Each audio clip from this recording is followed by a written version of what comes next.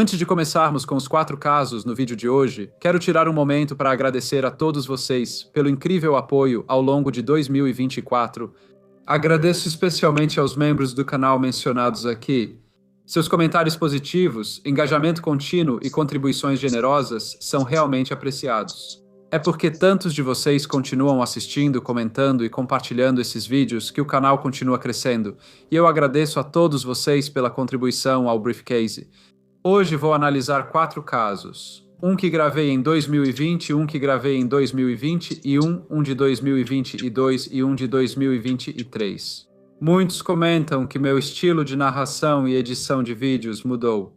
Comentários sobre o que preferem serão bem-vindos. O primeiro vídeo eu gravei em 2020 e ele é da Suécia do século XIX. Anna Mansdotter nasceu em 28 de dezembro de 1841, numa vila próxima a Kristianstad, sul da Suécia. Apesar de sua família ser relativamente pobre, ela vivia em uma região bonita, perto do rio Helge, e teve educação básica. Em 1842, a Suécia determinou por lei que cada governo local criasse ao menos uma escola permanente. E embora, nas comunidades mais pobres, os pais muitas vezes tivessem pouco interesse em mandar seus filhos para a escola, a maioria recebia algum tipo de educação. Quando Anna ficou mais velha, começou a trabalhar. A Suécia estava mudando. Antes, a maioria trabalhava na agricultura. Com o avanço do livre comércio na Europa, o país aumentou as exportações de cobre, minério de ferro e madeira. A economia cresceu e o povo sueco teve mais oportunidades, assim como muitas jovens de pequenas comunidades rurais da época. Anna se casou jovem e mudou-se para Inghur, vila costeira ao lado do Mar Báltico. Havia só algumas centenas de habitantes, todos se conheciam. Seu marido, Nils Nilsen, era 13 anos mais velho e tinha uma fazenda perto da vila. Quando Anna se casou com ele, achou que estaria melhorando muito de vida, mas não foi o que aconteceu. Eles moravam em uma casa simples e Anna ajudava o marido na fazenda. A cidade mais próxima era Aarhus, a 7 quilômetros de distância. Nos anos seguintes, Anna teve 3 filhos, mas só um sobreviveu até a idade adulta. Apesar dos avanços médicos terem diminuído a mortalidade infantil, ela seguia alta nas comunidades pobres de Anna e Nils. Com o tempo, a fazenda deles decaiu. A vida na Suécia mudava. Antes de 1850, 90% viviam no campo. Após a inauguração das primeiras ferrovias, iniciou-se a industrialização e pessoas migraram para grandes cidades em busca de novas oportunidades de trabalho. A situação da família piorou quando Nils adoeceu e não pôde mais trabalhar. Ele morreu em 1883. Anna, agora com 40 anos, era viúva. Seu filho Per, aos 21 anos, passou a administrar a fazenda enquanto continuavam trabalhando e buscando melhorar as finanças. Rumores circularam pela vila de que Anna e Per não viviam como mãe e filho, mas sim tinham um relacionamento incestuoso.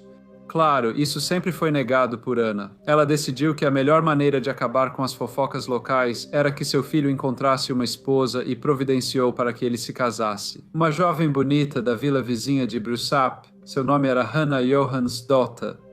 Essa parecia ser uma ótima noiva para Per, já que Hanna não era apenas charmosa e inteligente, ela também era filha de um cavalheiro muito respeitado chamado Johan Olsson, que era o juiz distrital local. Ele e sua esposa, Hanna Andersson, eram membros respeitados da comunidade. O casal se casou em 1887 e ficou combinado que, após o casamento, Hanna deveria se mudar para a casa da fazenda com Per. E Anna iria morar com a mãe. No entanto, Anna parecia não ter pressa em sair. Ela estava bastante satisfeita, apenas vivendo na casa da fazenda com o filho e a esposa dele. Mas Hanna a considerava difícil e o relacionamento entre elas começou a piorar. Embora Hanna estivesse feliz com a escolha do marido, ela ressentia a interferência da sogra. Ela achava Anna inacessível, mesmo após conversar sobre seus sentimentos com Per. Ele evitava contrariar a mãe e parecia totalmente sob seu controle. Ela escreveu ao pai pedindo ajuda. Apesar de entender as preocupações da filha, ele pouco podia fazer se Anna não quisesse sair. A situação não melhorou e ficou evidente que as duas senhoras não se davam nada bem. Ana, em vez de feliz pelo filho, parecia ter ciúmes da jovem e atraente esposa dele. Hannah escreveu novamente aos pais contando como a situação a deixava infeliz. Ela disse que não podia mais viver assim e pediu a Per para deixarem a fazenda e construírem uma casa em outro lugar.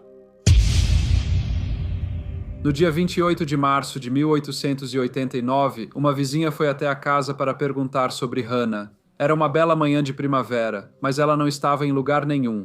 A vizinha perguntou a Per onde estava sua esposa. Ele respondeu vagamente que ela tinha saído. A vizinha achou a resposta estranha e perguntou se ela tinha ido longe e se não deveriam procurá-la juntos. Per não parecia particularmente preocupado, mas eles decidiram procurar por Hannah, depois de apenas alguns instantes. Eles notaram que a porta do porão da casa estava aberta, então Per desceu as escadas e pôde ver que havia algo lá.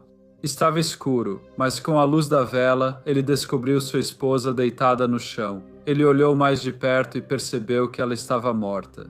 O vizinho ficou chocado ao ver o corpo sem vida da jovem bonita deitada no chão das escadas do porão, mas Per não parecia demonstrar nenhuma emoção. O vizinho correu para buscar ajuda de outros moradores da vila e, juntos, eles moveram o corpo do porão para o quarto. Eles também chamaram o padre local. Inicialmente, pensou-se que Hannah havia caído das escadas do porão e morrido. Mas à medida que as pessoas que se reuniram ao redor da cama olhavam mais de perto, perceberam que havia hematomas e marcas no pescoço dela. Apesar de vestida, ela não usava espartilho. Essa peça de roupa sem mangas cobria do pescoço à cintura, e era comum na Europa nos séculos XVIII e XIX. Ninguém nunca viu Hannah sem um. A polícia foi chamada e suspeitou que a morte era suspeita, exigindo investigação detalhada. Eles providenciaram uma autópsia, cujo resultado concluiu que a causa da morte de Hannah, filha de Johann, foi estrangulamento. A polícia prendeu Per e Anna e os interrogou sobre a morte de Hannah. No começo, ambos disseram que a pobre mulher devia ter caído da escada do porão, um lugar escuro onde Hannah ia com frequência. A autópsia, porém, concluiu algo diferente e a polícia seguiu interrogando mãe e filho. Eventualmente, Per confessou o assassinato de sua esposa. A polícia, no entanto, considerava que Anna provavelmente era a mentora do terrível crime. Ela aparentou indiferença à morte de Hannah e ficou inexpressiva durante o interrogatório. Eles acreditavam que ela controlava o filho e, mesmo que não tivesse cometido o crime em si, certamente tinha sido quem o orquestrou. Vizinhos contaram que Hannah estava infeliz com o tratamento da sogra e que Anna tinha muito ciúme da jovem esposa de Per. Eles relataram à polícia os boatos locais sobre o relacionamento impróprio entre Anna e seu filho. Eles disseram que muitos moradores achavam que Per só se casou com Hannah. Após os boatos aumentarem, o pai de Hannah mostrou à polícia 4 cartas da filha, tornando-as públicas. Suas palavras eram um pedido de ajuda de uma jovem desesperada que precisava resolver problemas com a sogra, sempre interferindo em seu casamento. Apesar dos esforços da polícia, como e onde Hannah Johansdotter foi assassinada nunca foi totalmente esclarecido. Embora, eventualmente, tanto a mãe quanto o filho tenham admitido que cometeram o terrível crime, as confissões deles não eram consistentes entre si, e tentar determinar o que era verdade e o que não era foi um tanto difícil. Eles concluíram que o mais provável era que Hannah soubesse do relacionamento impróprio entre Pur e Anna. E para que ela não pudesse falar sobre isso, Anna a matou. Então, numa tentativa de encobrir o crime, eles a jogaram no porão. Acreditava-se também que Hannah foi morta à noite ou de madrugada e que Anna a vestiu, e é por isso que ela foi encontrada sem o espartilho. Após mais de 5 dias de interrogatório, a polícia acusou Anna e Pur pelo assassinato de Hannah, filha de Johann. Eles foram julgados no tribunal distrital por assassinato e por manterem um relacionamento ilegal. Ambos foram condenados à prisão pelo relacionamento e à morte pela participação. No assassinato da jovem pobre e indefesa, o Tribunal Superior ratificou as sentenças, mas seus advogados recorreram. A maioria da aldeia apoiou Pur, considerando um jovem agradável sempre controlado pela mãe. Eles acreditavam que ela era a pessoa que havia instigado o crime e também quem havia estrangulado Hannah. Teve a sentença reduzida para prisão perpétua que cumpriu, Karlskrona, mas o caso de Anna foi diferente. As cartas de Hannah para seus pais detalhavam como foi tratada por sua sogra e durante o interrogatório e julgamento. Anna demonstrou pouca emoção e nunca mostrou arrependimento pelo crime. Ela também foi culpada pelo relacionamento ilegal com seu filho, apesar do fato de que nenhuma mulher havia sido executada na Suécia por mais de 30 anos. Foi decidido que Anna cumpriria a sentença e sua execução foi marcada para 7 de agosto de 1890. Ela foi presa em Kristianstad. Os guardas e o capelão da prisão a incentivaram a mostrar remorso, mas ela não demonstrou. Ela recusou receber a comunhão sagrada em 6 de agosto, véspera de sua execução. Às 8h da manhã de quinta-feira, 7 de agosto de 1890, Anna Mansdotter foi conduzida ao pátio da prisão de Kristianstad, onde foi decapitada. Ela tinha 48 anos, ela foi a última mulher a ser executada na Suécia. Hannah Johansdotter foi enterrada no cemitério de Brevsap. Seus pais foram enterrados na mesma sepultura, Elise. Foi libertado da prisão em 1913. No entanto, os 23 anos anteriores haviam cobrado seu preço e ele não estava com boa saúde. Ele faleceu 5 anos depois, em 1918.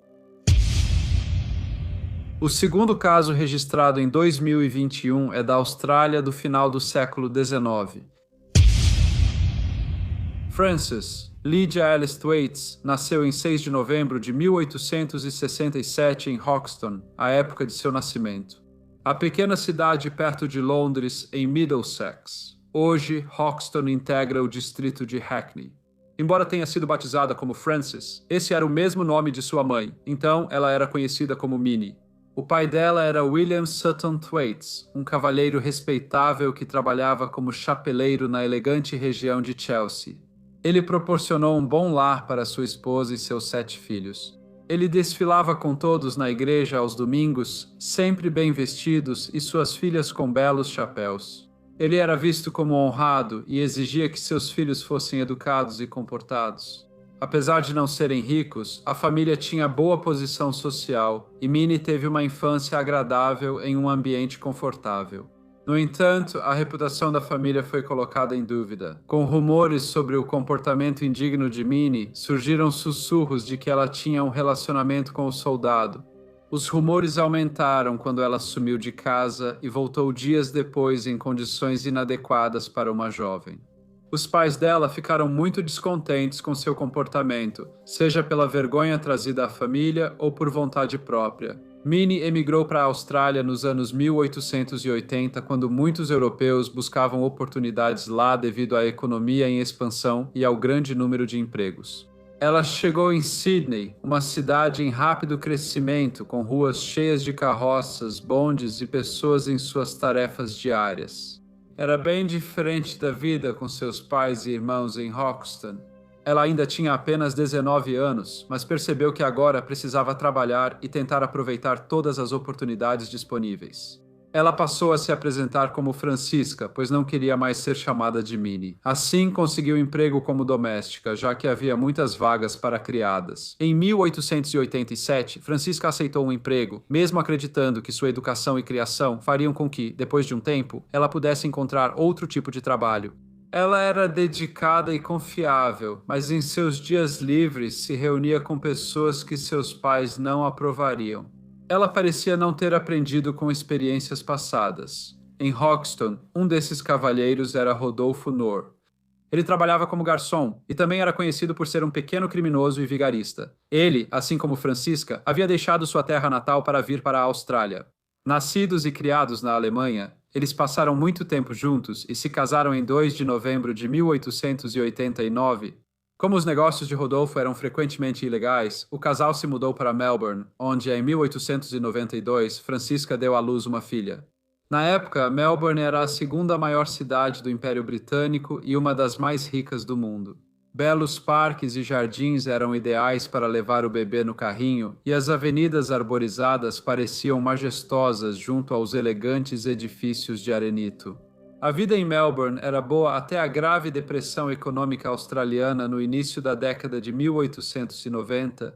O investimento externo caiu e o desemprego aumentou muito. Frances precisou da ajuda de sociedades de assistência para obter comida.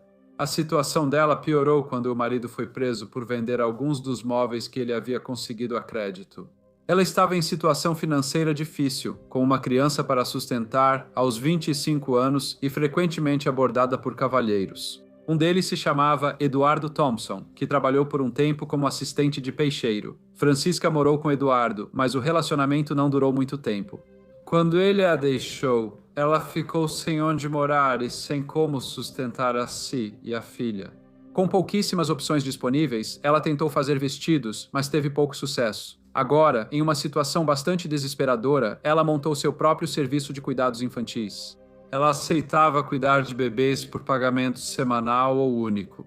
Mesmo havendo lares licenciados para mulheres levarem seus filhos pequenos, não havia o suficiente para o grande número de crianças que precisavam de cuidados. Mães solteiras jovens buscavam esse serviço para que seus bebês fossem adotados e elas pudessem retornar às famílias como respeitáveis.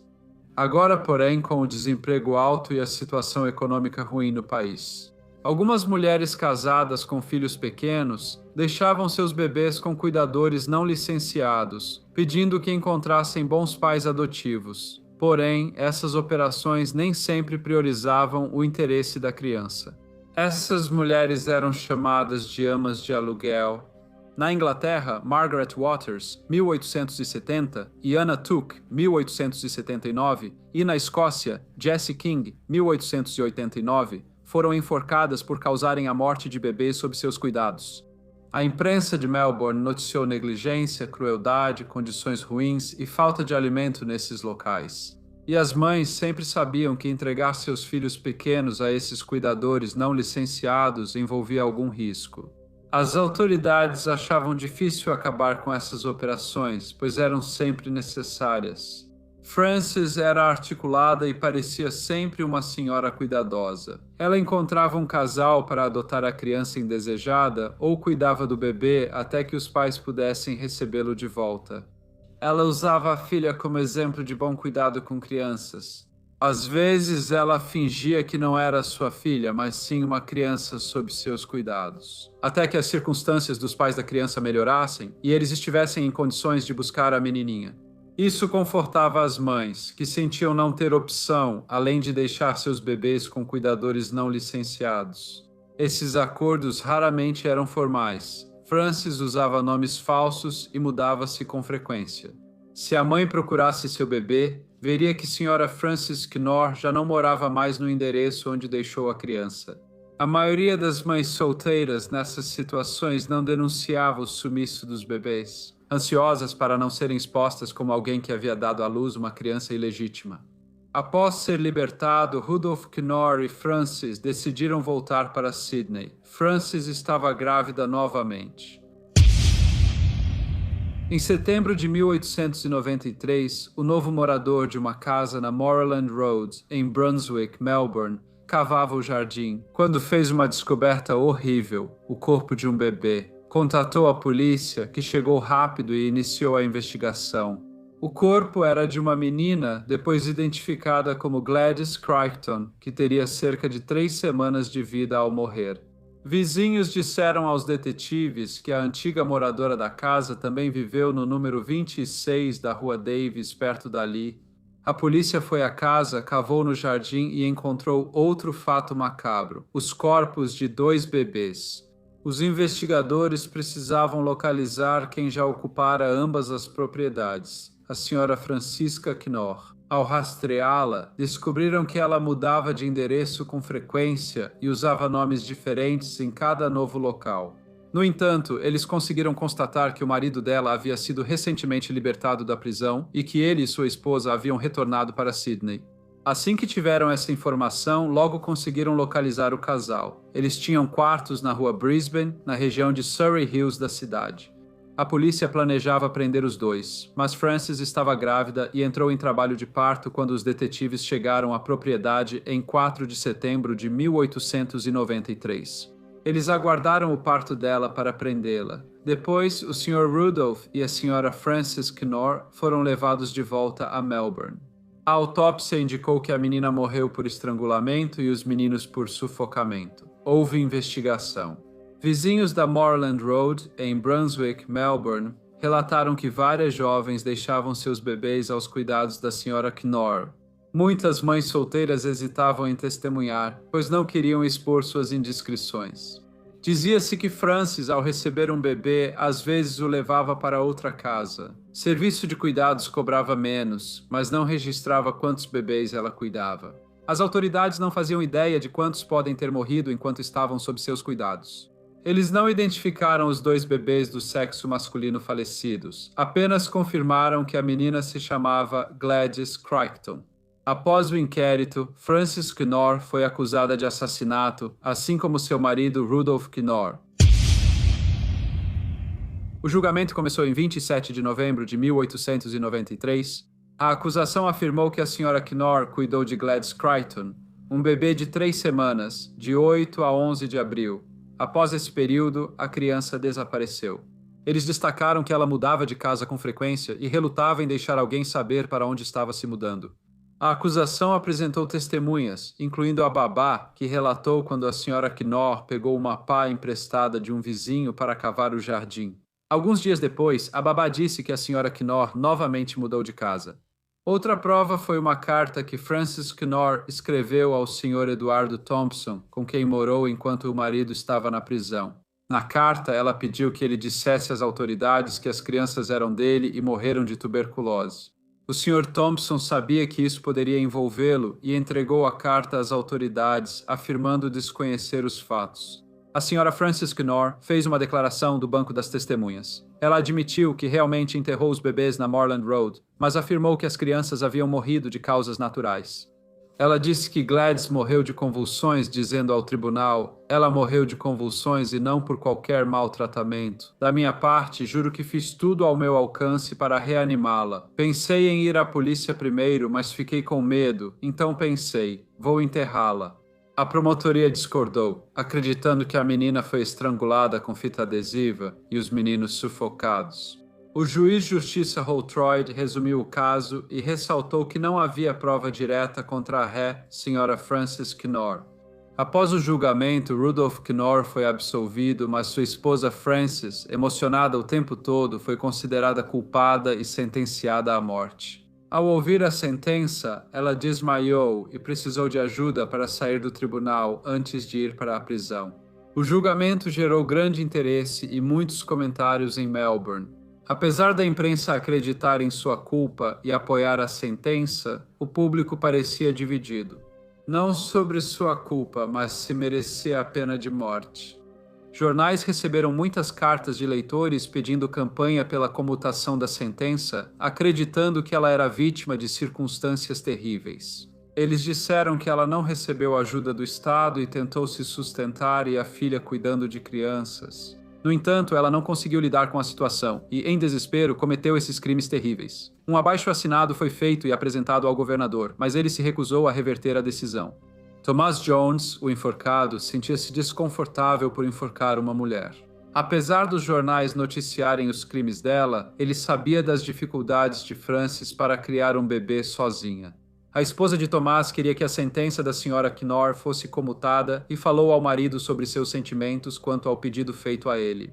Relataram que ela disse que se ele enforcasse a Sra. Knorr, o deixaria. Isso foi demais para Thomas, que tirou a própria vida. Poucos dias antes da execução, tudo mudou na véspera do enforcamento de Sra. Francisca Knorr. Ela escreveu uma declaração confessando os crimes. Ela escreveu: "Colocada como estou agora, a poucas horas da minha morte. Desejo fortemente que esta declaração seja divulgada, com a esperança de que minha queda não seja apenas um aviso para outros, mas também atue como um impedimento para aqueles que talvez estejam praticando o mesmo ato.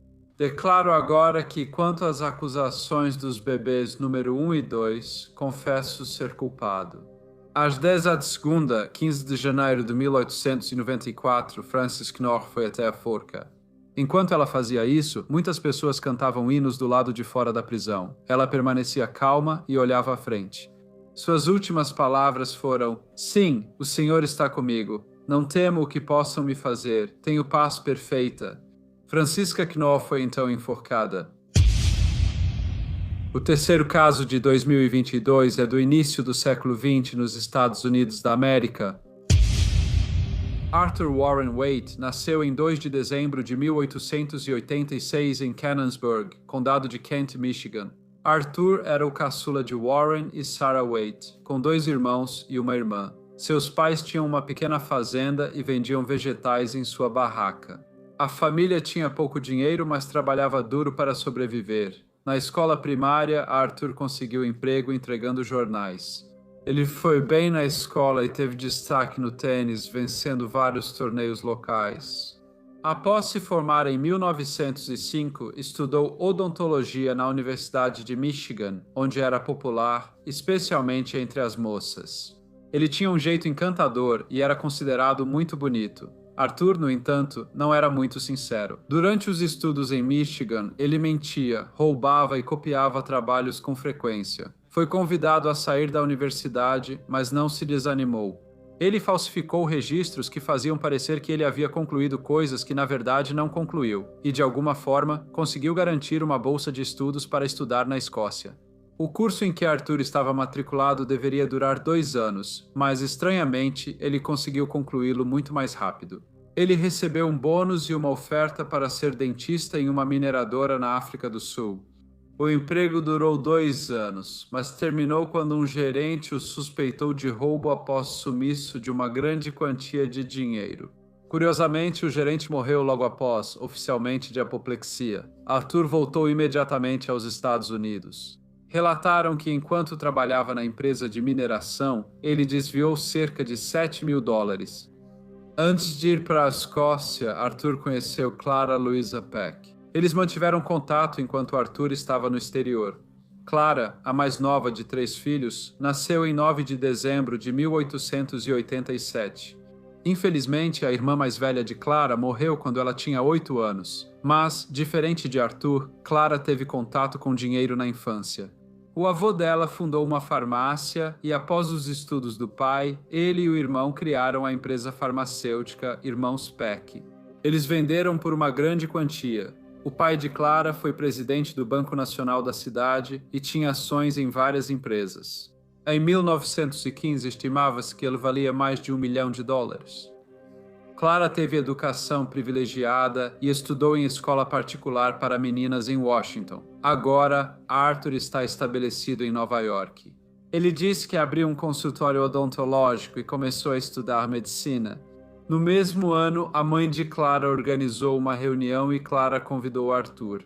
Ela admirava as conquistas dele e gostava de sua companhia. Clara e Arthur começaram a namorar. Clara tinha um irmão mais velho, Pércio, que não gostava de Arthur e não queria que ela ficasse com ele. Porém, Dona Hannah, mãe de Clara, gostava tanto dele que incentivou a filha a se casar com ele. Arthur e Clara continuaram a sair até que Arthur a pediu em casamento e ela aceitou como presente de casamento. O pai de Clara, Sr. John Peck, deu a eles $50.000, uma grande quantia na época, mas não foi entregue de uma só vez. O dinheiro ficaria em um fundo fiduciário, permitindo ao casal sacar apenas $100 por mês. Semanas antes do casamento de Arthur e Clara, alegaram que ele pediu outra mulher em casamento. A mulher, sabendo que Arthur já estava comprometido, enviou uma carta para Clara contando sobre o pedido dele e aconselhando-a a não se casar com ele. Clara ignorou e se casou com ele mesmo assim, na Igreja Batista da Rua Fountain, em 19 de setembro de 1915. Em seguida, mudaram-se para um luxuoso apartamento de 7 quartos na Riverside Drive, em Manhattan, comprado pelo Sr. John Peck para eles.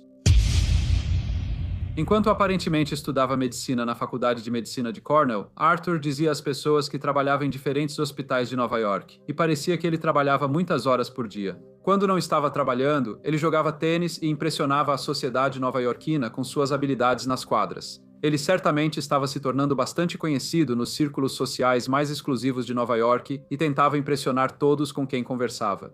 A tia rica de Clara, Catarina, ficou tão encantada que lhe deu $40.000 e pediu que investisse o dinheiro para ela. Após o primeiro Natal juntos, Clara e Arthur convidaram Dona Hannah Peck, mãe de Clara, para ficar com eles em Nova York. O apartamento ficava em uma área pitoresca da Riverside Drive, em Manhattan, com grandes casas, prédios novos e vista para o rio Hudson. A região atraía ricos nova-iorquinos desde 1904.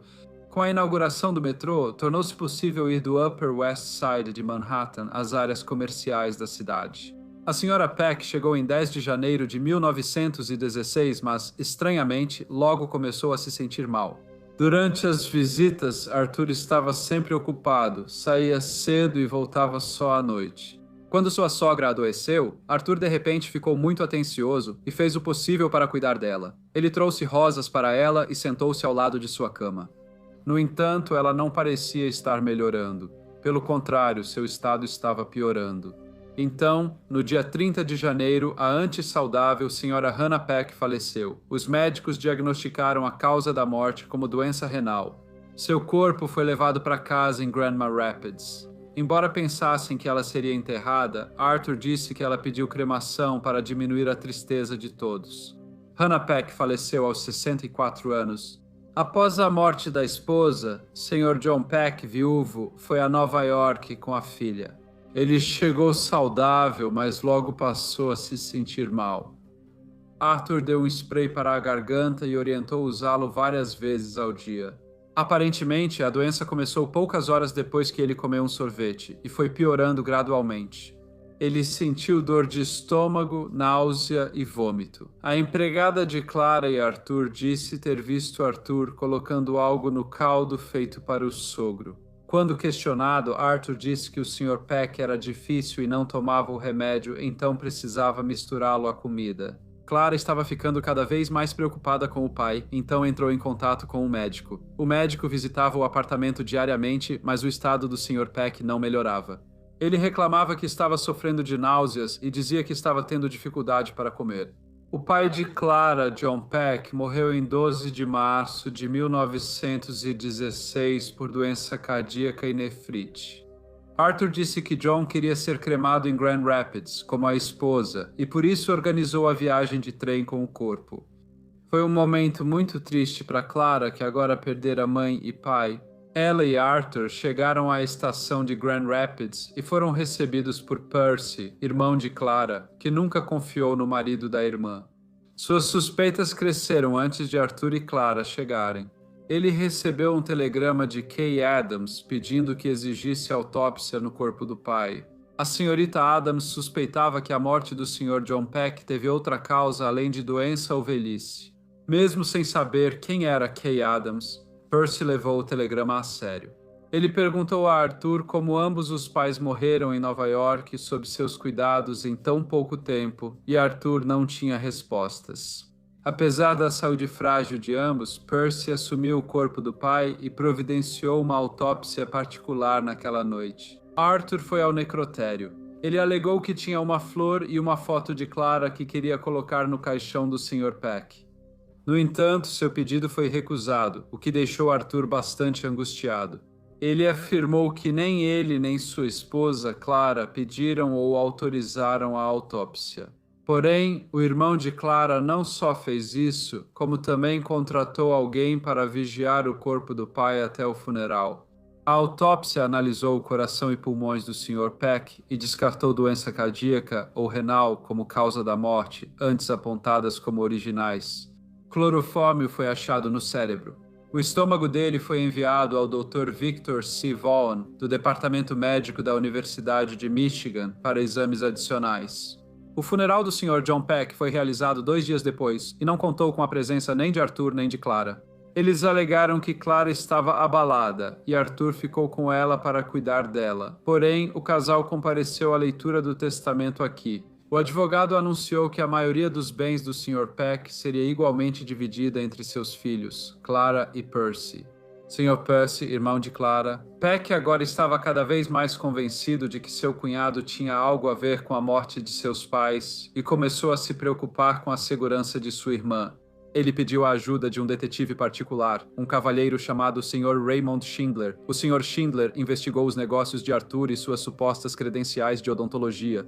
Estranhamente, ele não conseguiu encontrar quase nada sobre o Dr. Arthur Waits. Ele não conseguiu localizar seu consultório odontológico. Na verdade, não havia licença de odontologia de Nova York em seu nome. O investigador descobriu que Arthur era um socialite e apreciador de showgirls, além de conhecer muitas pessoas. Raymond convenceu o supervisor do prédio de Arthur e Clara a permitir que ele e sua equipe investigassem os apartamentos. Vasculhando os apartamentos, encontraram itens interessantes. No cofre havia muito dinheiro, provavelmente o que Catarina, tia de Clara, pediu para Arthur investir. Arsênico estava marcado em um livro de farmacologia e havia lâminas de vidro com amostras de tifo em seu escritório.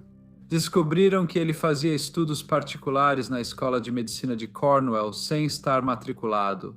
Ele falou aos professores que queria estudar isso para, no futuro, evitar mortes por doenças dessas bactérias. Os investigadores descobriram que ele tinha um quarto no Plaza Hotel registrado como Dr. e Sra. Margaret Walters. Na verdade, a Sra. Margaret Walters era Margaret Horton, uma cantora de cabaré casada. Apesar de terem alugado uma suíte no hotel, a Sra. Horton depois afirmou que o relacionamento era só platônico.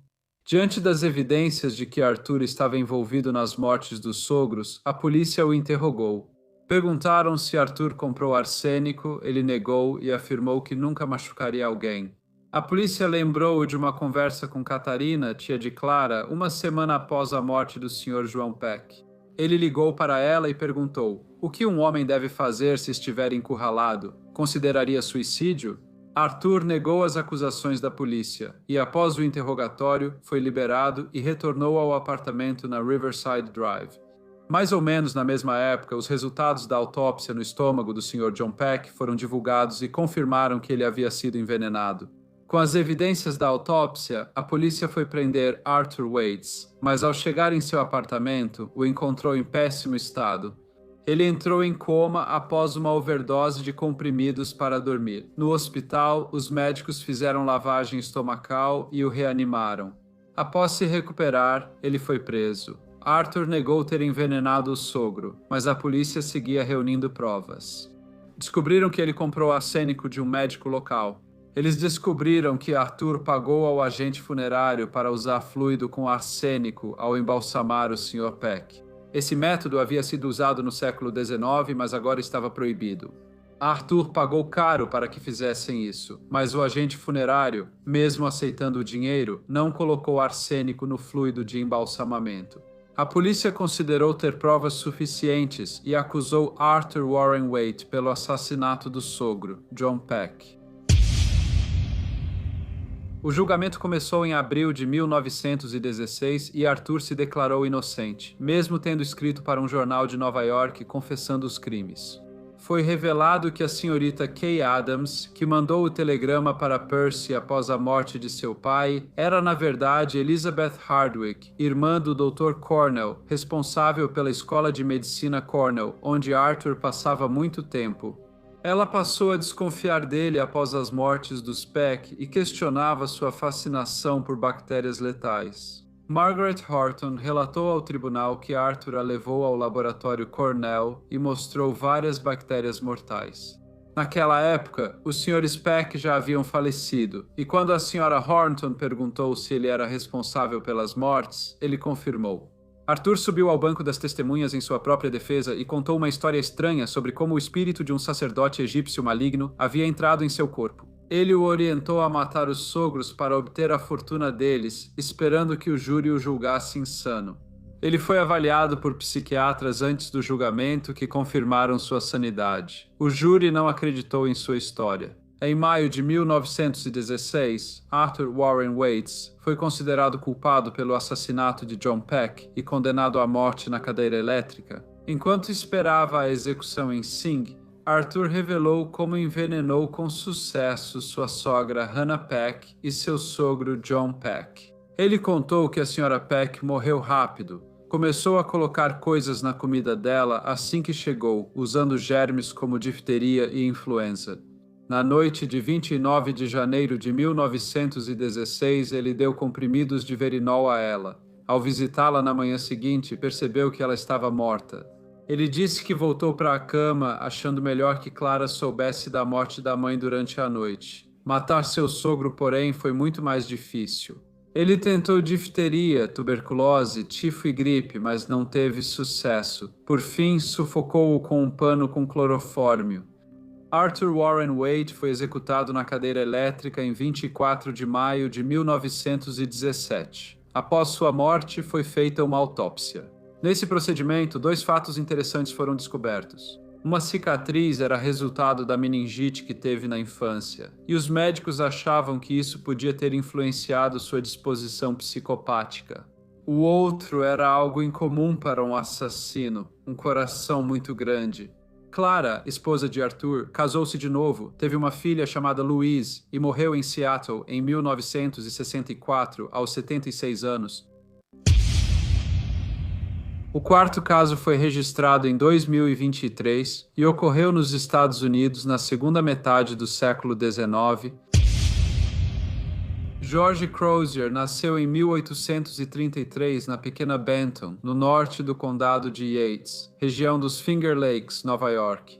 O avô de George emigrou da Escócia em 1801 e ele cresceu em uma família religiosa rigorosa com o irmão mais velho, Davi.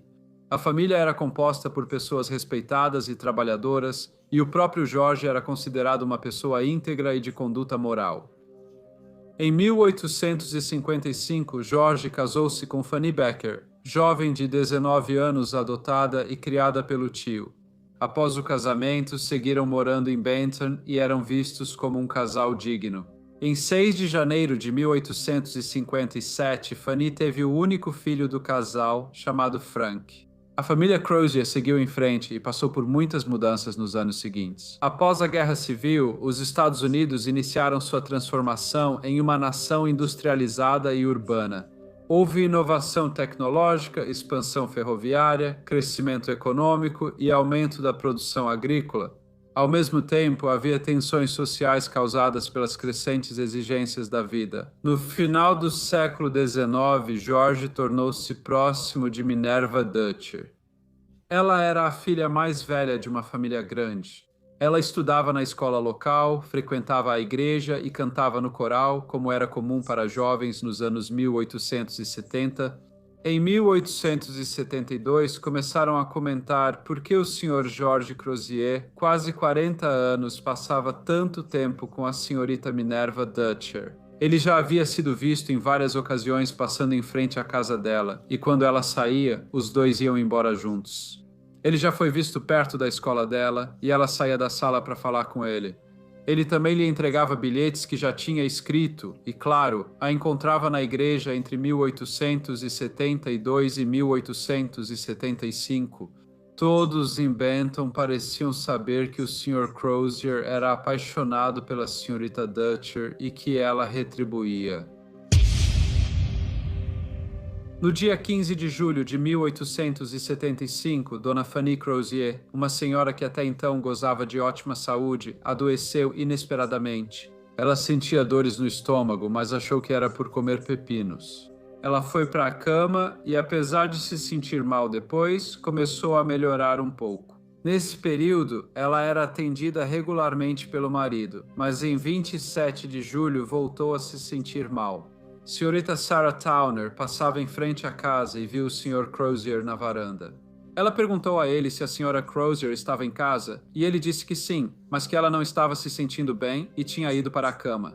A Sra. Towner foi até o quarto e viu que Fanny parecia estar em grande sofrimento. Ela estava vomitando e reclamando de dores horríveis no estômago.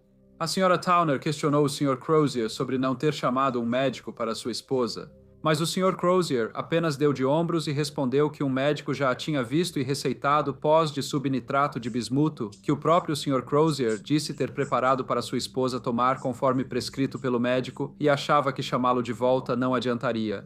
A Sra. Towner decidiu ir falar pessoalmente com o Dr. Barber.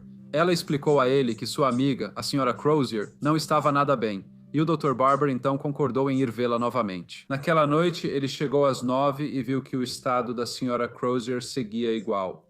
Ela tinha inchaço no estômago, garganta seca e pulso acelerado.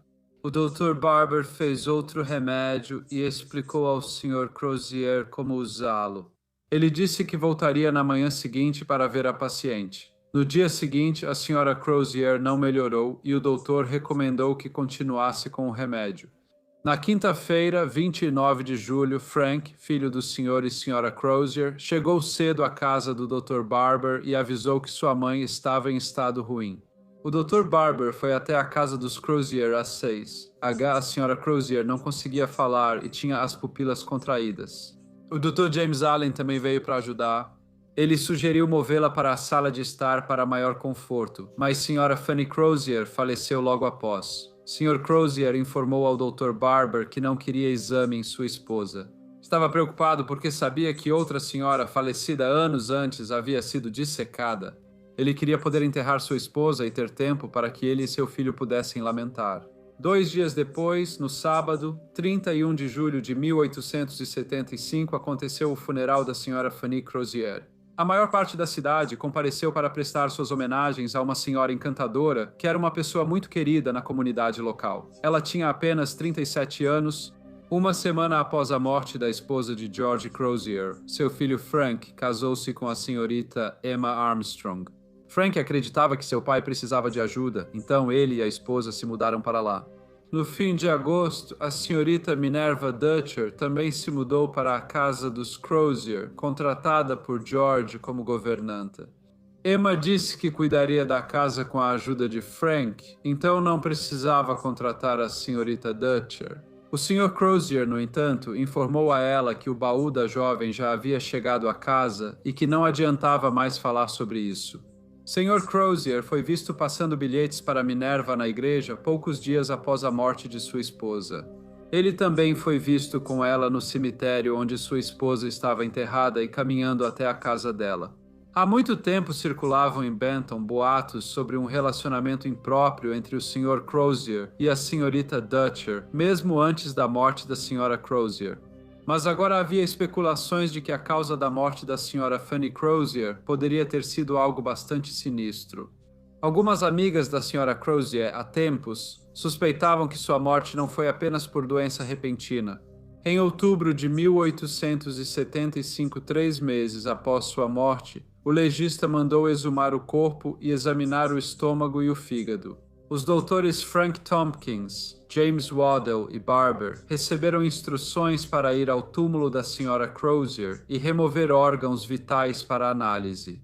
Planejavam remover o estômago, mas devido à decomposição, tiraram apenas pulmões e coração.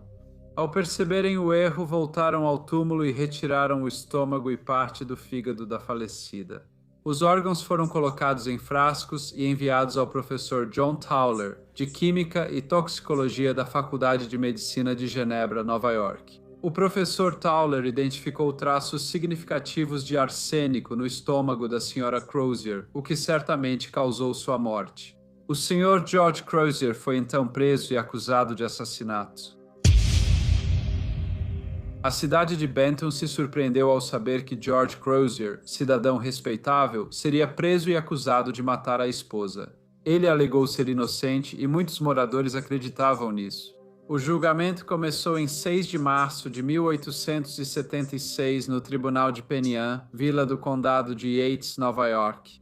O Sr. Crozier se declarou inocente. A promotoria apresentou os fatos. Alegaram que o réu, de 42 anos, envenenou sua esposa, Fanny Crozier, de 37. Ele queria ficar com Minerva Dutcher, jovem de 18 anos por quem era muito apaixonado.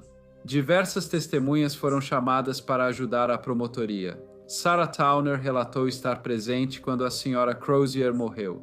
Robert Paul disse ao tribunal que era responsável pelo cemitério e estava presente na exumação do corpo da Sra. Crozier. Para os testes toxicológicos, Dr. Tompkins, Waddell, Barbara Allen Stevens e Professor Tauler prestaram depoimento. O Dr. Barber detalhou os remédios feitos para a Sra. Crozier enquanto ela esteve doente.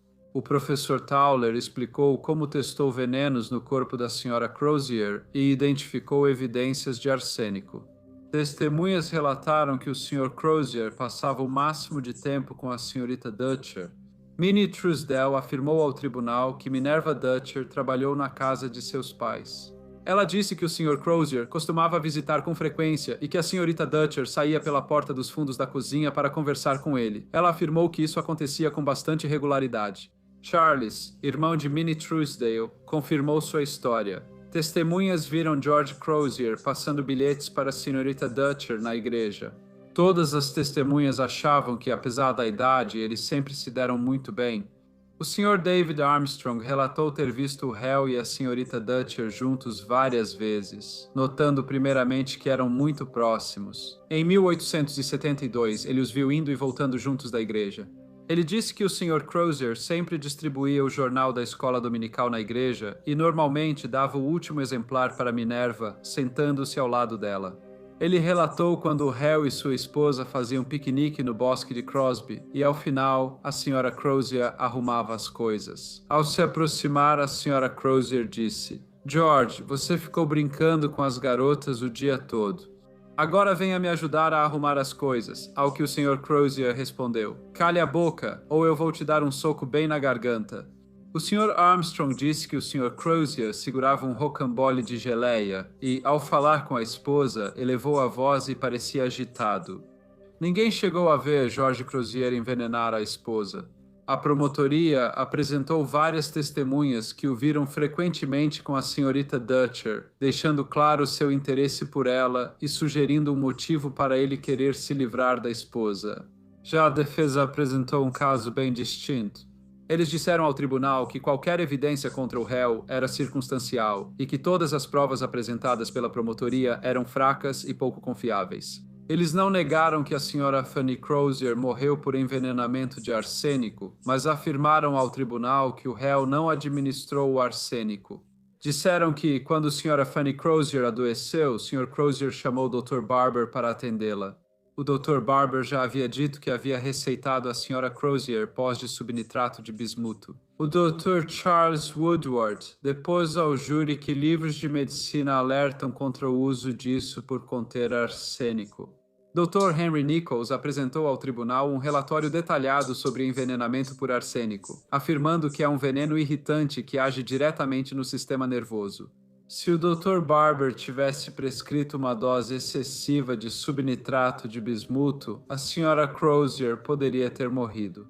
A defesa afirmou que a Sra. Crozier, achando que morreria de câncer de estômago e não querendo sofrer, decidiu tirar a própria vida. Um cavalheiro chamado Sr. Martin Barden disse que a Sra. Crozier lhe contou que estava doente com câncer de estômago, então tomaria alguma coisa antes de ficar doente demais para fazê-lo. Frank, filho da Sra. Crozier, relatou que sua mãe disse que tiraria a própria vida se tivesse câncer de estômago. Frank disse que falou para ela não pensar em fazer isso, pois se fizesse, a culpa seria dele ou do pai. Frank disse que sua mãe garantiu que isso não aconteceria e que ninguém descobriria o que ela fez. Ele também disse que sua mãe havia pedido para ele comprar arsênico para matar ratos, mas ele esqueceu, então seu pai acabou comprando. Já a dona Dolly Crozier, cunhada do Sr. Crozier, afirmou ao tribunal que o falecido nunca mencionou ter câncer de estômago para ela.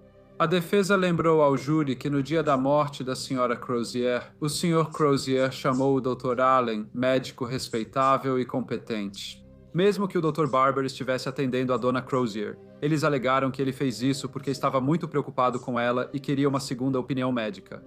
A defesa destacou que essa não era a atitude de alguém que queria se livrar da esposa.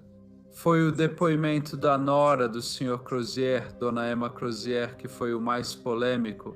Ela relatou ao tribunal que após a morte da Sra. Crozier, seu sogro, Sr. George Crozier, afirmou que havia arsênico na despensa, guardado para matar ratos.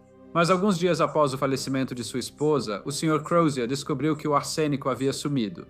Emma Crozier contou que seu sogro temia que Fanny tivesse pegado arsênico, pois achava que sofria de câncer no estômago, e afirmou que, se estivesse, tiraria a própria vida. Porém, o testemunho mais condenatório de Emma Crozier ainda viria. Ela contou que após a prisão do sogro, o visitou na cadeia. Ele perguntou se sua esposa, Fanny Crozier, já havia dito que tomaria arsênico caso descobrissem um câncer de estômago. Emma Crozier disse que respondeu não. O Sr. Crozier perguntou se ela confirmaria que sua esposa dissera isso, e ela respondeu que só falaria a verdade. A Sra. Crozier prosseguiu. Ela contou que o Sr. Crozier perguntou se ela juraria que sua esposa dissera aquilo e afirmou que se jurasse, ele garantiria que nada lhe faltaria. No entanto, a Sra. Emma Crozier disse ao tribunal que sua resposta foi a mesma, que ela só falaria a verdade. Após o julgamento, o juiz resumiu o caso antes de enviar o júri para decidir o veredicto. Eles voltaram 2 horas depois e consideraram o réu George Crozier culpado de assassinato. Quando perguntado se tinha algo a dizer, o Sr. George Crozier disse em voz calma: "Meritíssimo, estou diante de você e espero estar diante do meu Pai Celestial para responder pelo que fiz aqui. Afirmo minha inocência e que o depoimento de Emma Crozier, minha nora, é totalmente falso. Diante de Deus e testemunhas, protesto minha inocência." O juiz então o condenou à morte. O veredicto foi apelado e novo julgamento solicitado, mas ambos negados. A execução, porém, mudou de 3 de maio para 16 de junho. Isso permitiu que uma petição de comutação fosse apresentada ao governador do estado. Eventualmente ficou acordado que a sentença seria alterada para a prisão perpétua, desde que a defesa aceitasse o veredicto de culpa e não pedisse novo julgamento. George E. Crozier foi enviado para cumprir pena na prisão estadual em Albany, onde morreu 20 anos depois, em 1896. Durante todo o tempo na prisão, ele sempre disse ser inocente e negar ter envenenado a esposa. Após a condenação de Crozier, Minerva Dutcher permaneceu em Benton, casou-se com John Calhoun e teve 5 filhos. Ela morreu perto de Penn em outubro de 1915 aos 58 anos. Olá a todos, obrigado por terem assistido até o final deste vídeo e, mais uma vez, obrigado por todo o apoio de vocês durante 2024. Por favor, deixem qualquer comentário ou sugestão que vocês tenham e espero ver todos vocês novamente na próxima semana para o próximo Briefcase.